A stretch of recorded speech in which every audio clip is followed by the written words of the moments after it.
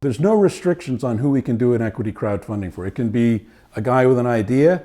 It can be a business that's been in business for 20 years and they just see an opportunity, they need some capital that's unavailable to them through the banks or whatever. Any of these kind of companies can do a crowdfunding, okay? Obviously, since you're capped at $1 million, it's really the smaller SMBs, small mid-sized businesses, okay? So we're not going to do an equity crowdfunding for Merck or J&J, okay? Of course, those companies have access to other resources anyway. But so this kind of funding is geared towards the small and medium-sized business. The way we've set up the process is usually you go to our website, crowdfundingnj.com, and it's organized. There's a lot of information. It talks about the crowdfunding rule at sort of a 10,000 foot level. It talks about the rules. It talks about how we do it. It talks about what we do.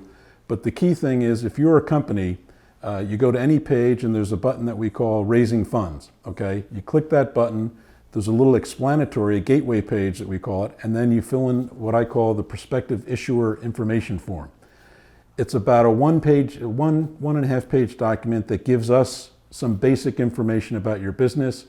Any information you provide us is covered by our NDA, so you don't have to worry about confidentiality. But what happens is that information comes to me, I look at it, and then I will get back in touch with the company. I say, look, I think this makes good sense, let's have a conversation. Or in a lot of cases, it's really too early, or it might not make sense for somebody to try and raise money. And I can tell you, I get people that have come and found our site and have filled these, I've seen it all. It covers the full spectrum in terms of companies and their various state. But there is sort of a sweet spot that it really makes sense to do. As I said, there's nothing legally that, regulatory-wise that would restrict a company. But as a practical matter, there's companies that are ready to do this, and there's companies that it might not make sense. And I'll tell you, because I'm not going to waste your time. If it doesn't make sense to do it, you're going to know from me in 3 business days. That's my turnaround window on these things. But if it does make sense, we'll then go through a process. It's usually a couple of phone calls where I learn more about your business, you learn more about crowdfunding, and as we go through this process, if it makes sense, we'll ultimately have a meeting and we'll talk in very specific terms about how we want to raise the money. A lot of it depends on the kind of legal entity you are. Are you a C corporation? Are you an S corporation? Are you an LLC?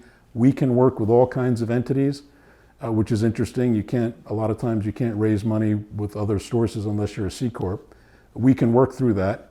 In a lot of cases, it makes sense to issue stock, which is fine. So the process starts with us by completing this form, and it makes sense. We have a couple phone conversations and a meeting or two. But what we're basically looking for is companies that have achieved, in my opinion, the companies that are at a certain point in their development it's very appropriate to be using this as a way of raising funds. It's not to say that you can't do it at either end of the spectrum, but what you're trying to do is you're trying to attract investors, and people are smart. People are going to look at the stuff, and they're going to if you're a startup company with no customers and just an idea, they're going to know that.